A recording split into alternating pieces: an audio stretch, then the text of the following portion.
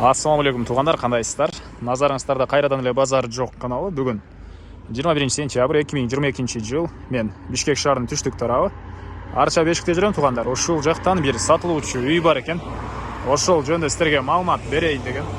Биринчи болуп баруу жолун түшүндүрөйүн туғандар. Мен турган жер Баха жана Каракөө көчөсүнүн кесилишинде турам. Сатылуучу үй ушул Каракөө көчөсү менен бир аз эле батышты карай басып, биринчи көчө менен Миңкуш көчөсү менен сол тарапка бир аз эле басканда жайгашкан Миңкуш көчөсү 23 дарек болуп калат. Баха көчөсүнөн кийинки батыш тараптагы биринчи көчө тугандар. Анан бир аз эле түндүктү карай бассаңыздар, Южный магистрал Баха көчөсүнүн кесилишине бара аласыздар тугандар. Мына ушундай жаныңыздарда бул жакта жал, баары жакын жерде жайгашкан. Анда эмесе мен сатылуучу үйгө карай жол алдым. Сиздер лайктан басып, өз оюңуздарды комментарийге жазып туруңуздар тугандар. Мынакей тугандар, келүү жолун түшүндүргөнчө бүгүнкү чыгарыштагы сатылуучу үйгө да жетип келип калдым. Бул мынакей Юздүн көчө тараптан көрүнүшү. Дареги Миңкуш көчөсү 23 даректе жайгашкан. Жаныңыздарда бул жерде 93 мектепке ориентир алсаңыздар болот. Мынакей 50 метрден кийин эле 93 мектеп жайгашкан тугандар. Баха көчөсүнөн кийинки батыш тараптагы биринчи көчө болуп калат. Бахага бул жактан деле чыксаңыздар болот. Анан бул мектептин жанындагы көчө менен деле чыксаңыздар болот тугандар. Бул көчө тарабы көрүп турганыңыздардай ворота орнотулган жана мындай малыш деген пескоблок менен забор кылыныптыр. Көчө тарабына кенен эки машина баткандай жер бар жана брусчатка болгон бул жактары деле.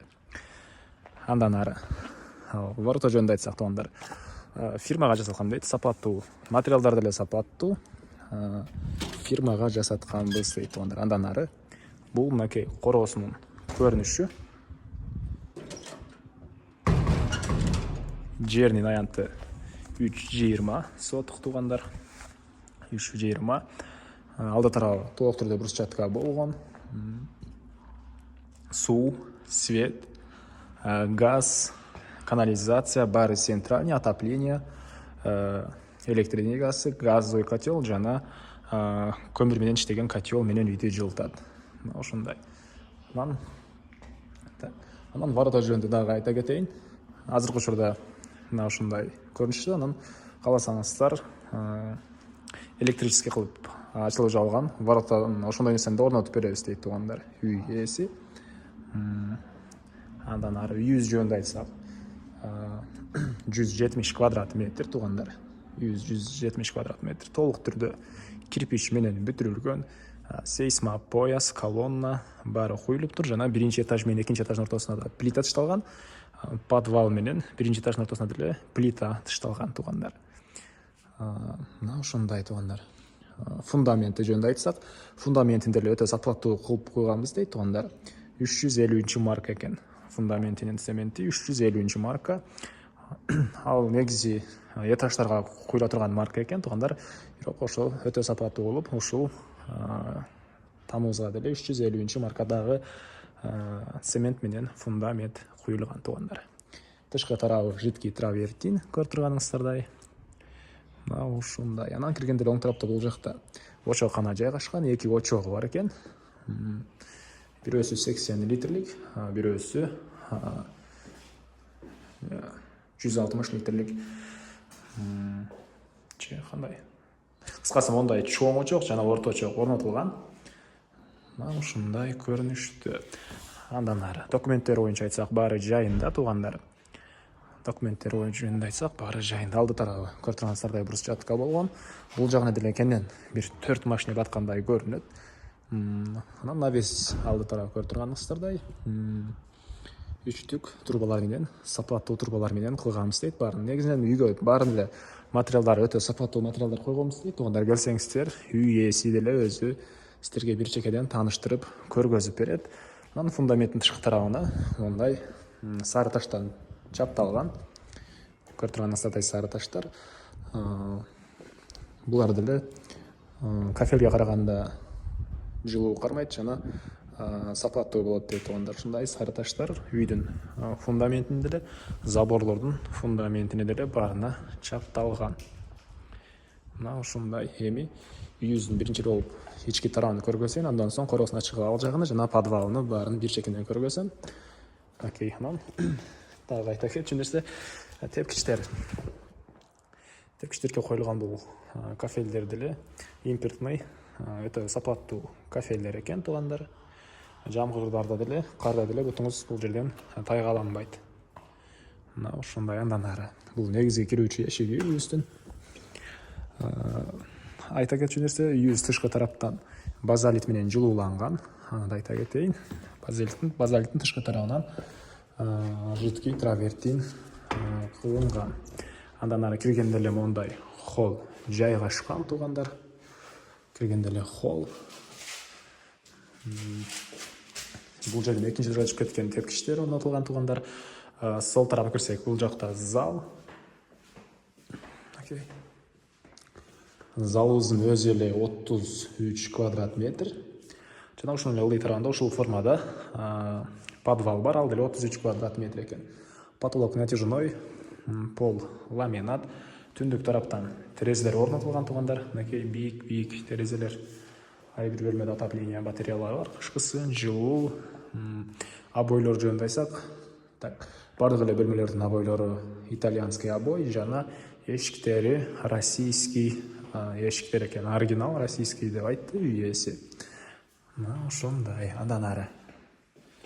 Андан кийинки бөлмөнү көргөзөйүн. Бул жакта дагы бир бөлмө, кухня экен туугандар. Потолок натяжной. Батыш тараптан терезелер орнотулган. Терезелерибиз туугандар пятикамерный экен. Терезелер. Бул жакта керамогранит. Булардын деле сапаттуусунан койгом дейт туугандар. Мына ушундай көрүнүштө. Андан ары плинтустар деле германский плинтустар экен туугандар. Плинтустар деле германский плинтус. Андан ары бул жакта биринчи этажда санузел. Дуалдары жана полу керамогранит. Потолок натяжной. Ички тарабына раковина орнотулуп, суу чыгарылган. Ушундай көрүнүштө. Андан ары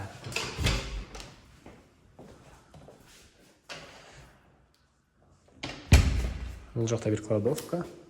Экинчи этажга көрүп турганыңыздардай тепкичтер орнотулган.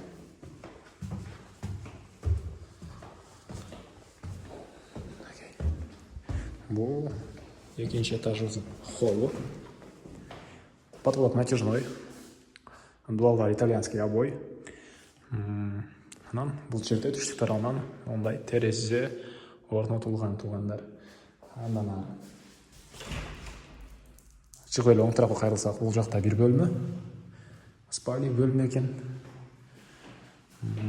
Чыгыш тарабынан терезе орнотулган. Ушундай көрүнүштө. Андан ары үйүбүз жалпысынан 170 метр квадрат туугандар. Андан кийинки бөлмө бул жакта. Дагы бир бөлмө жайгашкан. Түндүк тараптан терезелер орнотулуптур. Пол ламинат. Мына ошондой көрүнүштө.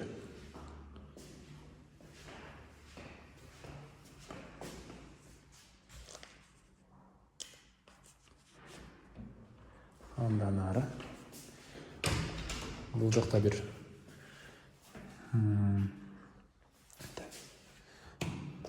душ. Бул эшиктери деле сапаттуу, Айнекстандыкы дейт туугандар. Кымбат баалуу сапаттууну алган дейт. Көрүп турасыздар. Потолок натяжной. Дуалдары баары полуга чейин керамогранит экен туугандар. Андан ары бул жакта гардеробко же болбосо кандайдыр бир кладовка кылганга ушуна чаккан бир бөлмө бар экен. Жана бул жакта эң акыркы бөлмөбүз жайгашкан. Көрүп турасыздар. Дуалдар обой, батыш тараптан терезелер жана балконго чыгып кеткен эшиги орнотулган. Бул жакта балкон. Балкон деле ылдый тарабы керамогранит туугандар. Район кенен көрүнүп турат. Бишкектин түштүк тарабы, абасы таза, сонун жер туугандар. Мынакей мектеп жакын. Бул жакта тоо деле көрүнүп турат туугандар. Май айларында жашыл болуп, бул жерден сонун көрүнөт болуш керек. Андан ары эми курулуусуна чейин калган маалыматтарды, подвалдын баарын көргөзөйүн туугандар. Мен Халил үйдүн короосундамын туугандар. Эми сиздерге үйдүн чыгыш тарабын көргөзөйүн. Айта кетчү нерсе, бул жактагы заборлорго туугандар, сиздер келгенче бул үйдүн тышкы тарабы сыяктуу жидкий травертин кылып берет экен бул жагын. Анан подвалыбыз бул жакта жайгашкан.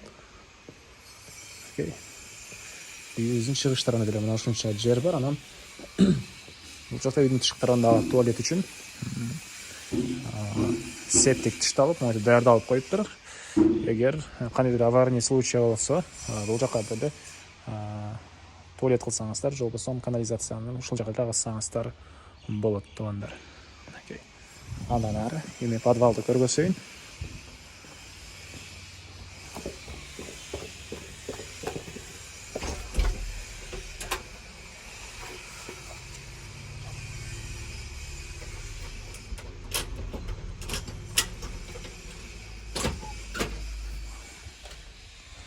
Мынакей подвал туугандар.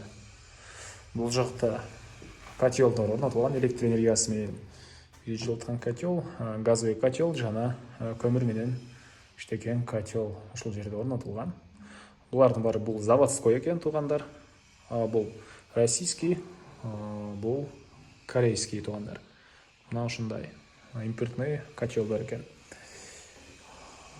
Бул ички тарабынын көрүнүшү, дагы бул жагына кандайдыр бир склад катары, же болбосо зал кыласыздарбы үйгө, ушундай кылып иштетсеңиздер болгудай көрүнөт.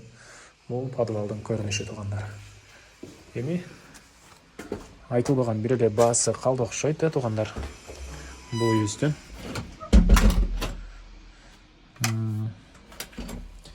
бул үйдүн баасыны $155,000 деп атышат. Сүйлөшүү болот. Эсин номерин мен экранга калтырам. Звонок кылып сүйлөшүп көрүңүздөр, сүйлөшүү болот. Анан достор менен, группалар менен бөлүшсөңүздөр, ушул видеону мага, үй ээсине жана кимдир ушул сыяктуу үй издеген болсо, ошол адамга сиздер чоң жардам берген болосуздар. Анда эмесе мен сиздер менен коштошом. Кийинки чыгарышка чейин саламатта калыңыздар туугандар.